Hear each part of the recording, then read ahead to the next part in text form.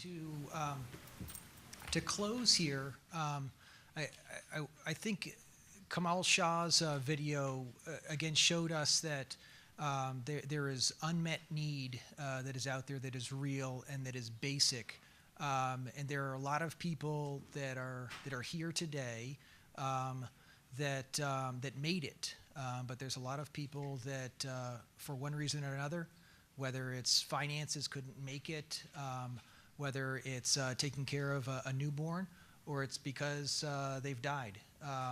They have not been able to attend. Jeff Schmidt was going to just pay a small tribute and recognizing that, again, this is very, very difficult to give justice to, but at the same time, there's real bonds between patients and patient families that have been generated in the aHUS Alliance, and Jeff's going to share a little bit about that.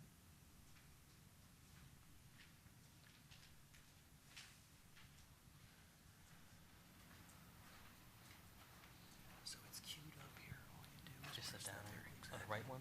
Yep. Right. Okay. This is my amazing friend, Rebecca Auden, who just, well, she's from Texas. And just last month, she lost her battle to aHUS. And I promised her family that I would read a statement from them. Rebecca was the ultimate fighter. She was a mom of twin boys, a wife, a daughter, a sister, an aunt, and a friend. She was diagnosed with aHUS after 3 rounds of IVF and the birth of her boys. Once she was diagnosed, it had already destroyed all kidney function. Her battle lasted for 3 years and was brutal, but she never once complained or gave up. Rebecca was diligent in keeping up with other aHUS patients and their battles, which gave her great hope. We thought her kidney transplant November 1st, 2016 was her new lease on life, but in retrospect, it ended up reactivating the aHUS and ending her life quickly. Even though Soliris extended her life, the syndrome was able to mutate into a stronger version of itself, which then the drug couldn't stop the progression to her lungs, and more importantly, did not recognize the new kidney as hers. Rebecca passed away to her eternal home July 14th, 2017, and was still longing for more research and answers on aHUS. Knowing that every patient is different, Rebecca believes that each patient should be better educated in the syndrome and what to expect.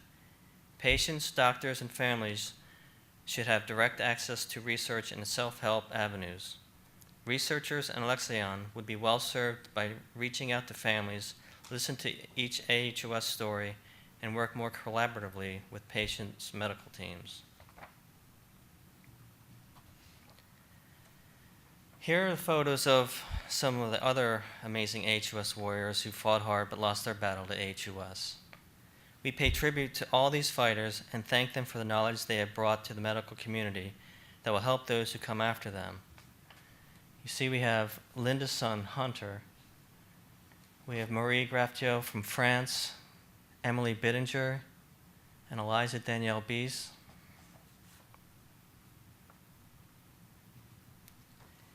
And on this slide, we see more of our amazing aHUS family who have lost their battle. Here we have Brett Burks and his son Bryson, Bertane Schmidt, Brianna Sagbay, and Jamie Diane Christensen. She's from New Zealand. These are just some of the people whose journeys have helped those who are still battling their aHUS. Thank you to all the medical professionals and researchers, everybody in this room, for your dedication to helping our community. Without you, so many more would lose their battle.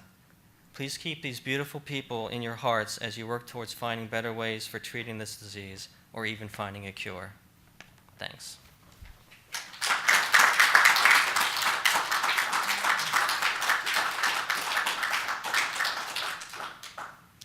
Probably the most motivating slide that we've seen today.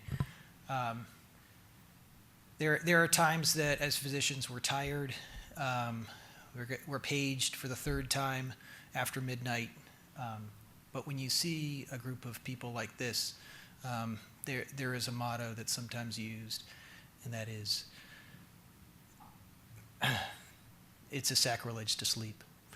So it's with this kind of impact that I really didn't have that experience when it comes to aHUS and the devastation until I began this dialogue with the aHUS Alliance and really recognized the families that are involved.